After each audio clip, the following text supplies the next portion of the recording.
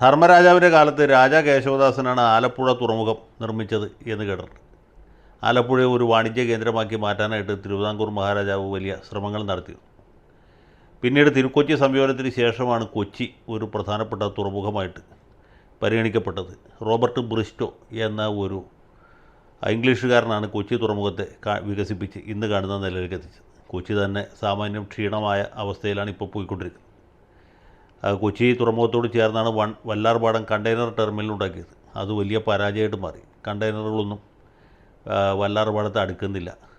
അവിടേക്ക് ഉണ്ടാക്കിയ റെയിൽപാത നിഷ്പ്രയോജനമായി കിടക്കുന്നു. വലിയ റോഡ് ഉണ്ടാക്കിയതുകൊണ്ട് കുറേ പാവങ്ങളെ കുടിയൊഴിപ്പിക്കാൻ സാധിച്ചു എന്നല്ലാണ്ട് പ്രത്യേകിച്ച് ഒരു നേട്ടം ഉണ്ടാക്കില്ല. അപ്പോൾ വലിയ പരാജയത്തിൽ നിന്നാണ് നമ്മൾ വിഴിഞ്ഞത്തേക്ക് പോകുന്നത്. വിഴിഞ്ഞ തുറമുഖം വികസിച്ച് വന്നാൽ തീർച്ചയായിട്ടും അത് കേരളത്തിൻ്റെ നല്ല രാജ്യത്തിൻ്റെ തന്നെ സാമ്പത്തിക പുരോഗതിക്ക് വലിയ ഒരു സംഭാവനയായിട്ട് മാറും എന്ന കാര്യത്തിൽ യാതൊരു സംശയമില്ല. പ്രത്യേകിച്ച് കൊളംബോ തൊട്ടടുത്ത് കിടക്കുന്നതുകൊണ്ട് കേരളത്തിൽ അല്ലെങ്കിൽ വിഴിഞ്ഞത്ത് ധാരാളം കപ്പലുകൾ അടുക്കാനുള്ള സാധ്യതയുണ്ട്.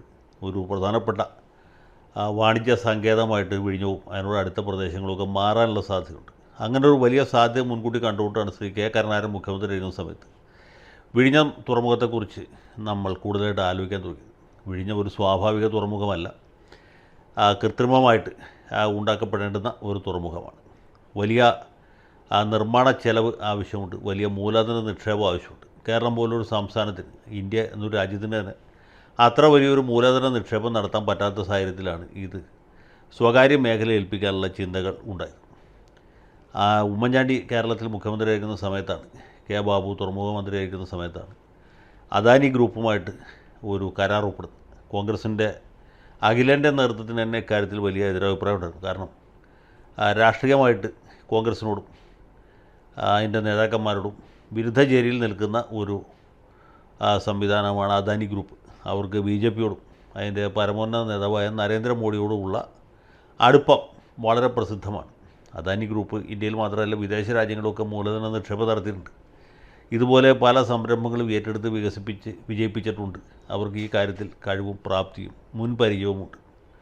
ഒടുവിൽ ഉമ്മൻചാണ്ടിയുടെയും കെ ബാബുവിൻ്റെയൊക്കെ നിർബന്ധത്തിന് മുന്നിൽ കോൺഗ്രസ് ഹൈക്കമാൻഡ് തന്നെ വഴിപ്പെട്ടു എന്നാണ് നമ്മൾ മനസ്സിലാക്കുന്നത്.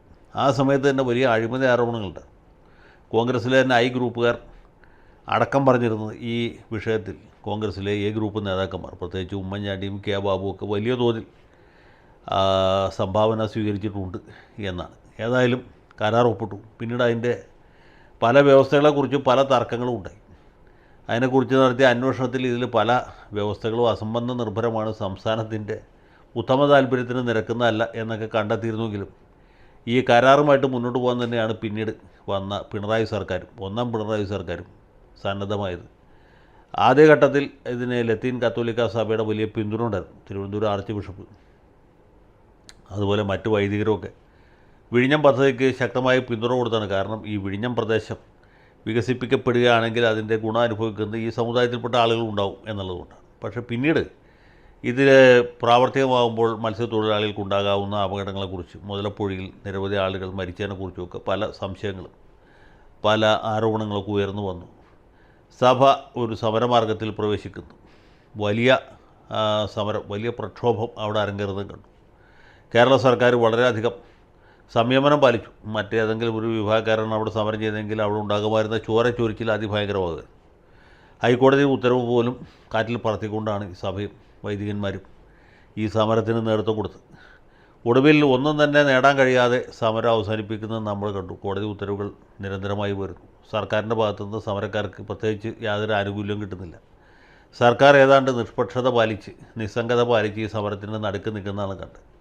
ഒടുവിൽ അദാനിയുടെ സാമ്പത്തിക ശക്തി തന്നെ വിജയിച്ചു. വൈദികന്മാർ തന്നെ തലയിൽ മുണ്ടിട്ടുകൊണ്ട് സമരരംഗത്ത് നിന്ന് പിന്മാറി. പാവപ്പെട്ട മത്സ്യത്തൊഴിലാളികൾക്ക് പ്രത്യേകിച്ച് യാതൊരു പ്രയോജനവും ഉണ്ടായില്ല.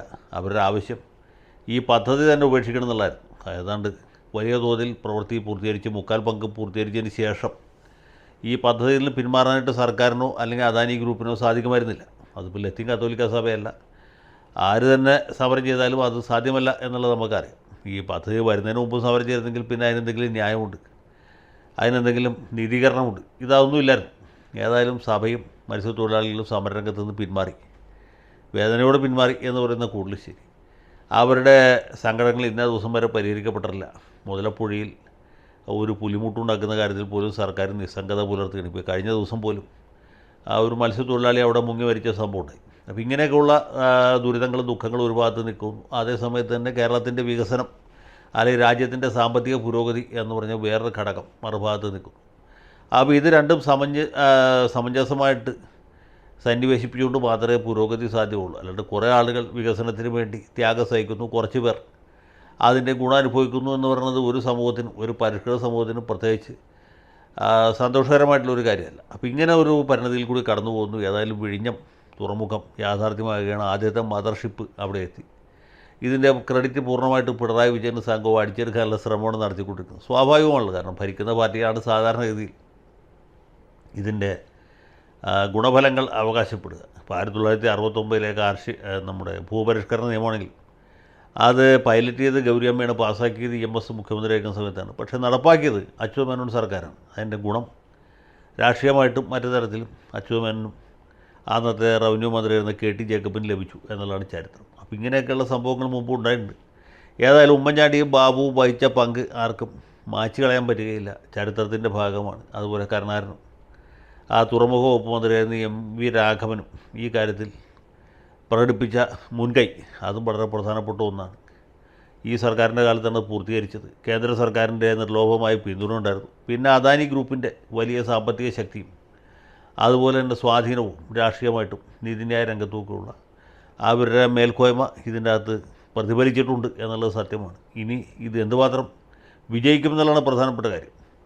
കാരണം എന്താ വെച്ചാൽ ഇത് വല്ലാർപാടം കണ്ടെയ്നർ ടെർമിനലിൻ്റെ പരാജയം നമ്മുടെ മുമ്പിലുണ്ട്.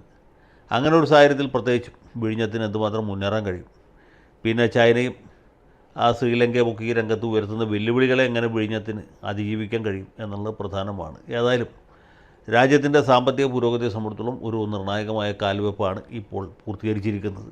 ഇതിൻ്റെ പരിണതഫലം എന്തായിരിക്കും, ഇത് എന്തുമാത്രം ലാഭമുണ്ടാക്കാൻ കഴിയും, അതുപോലെ പുരോഗതിക്ക് സമ്പൽ സമൃദ്ധിക്ക് എന്തുമാത്രം ഗുണകരമാകും എന്ന കാര്യം ചരിത്രമാണ് തെളിയിക്കേണ്ടത്.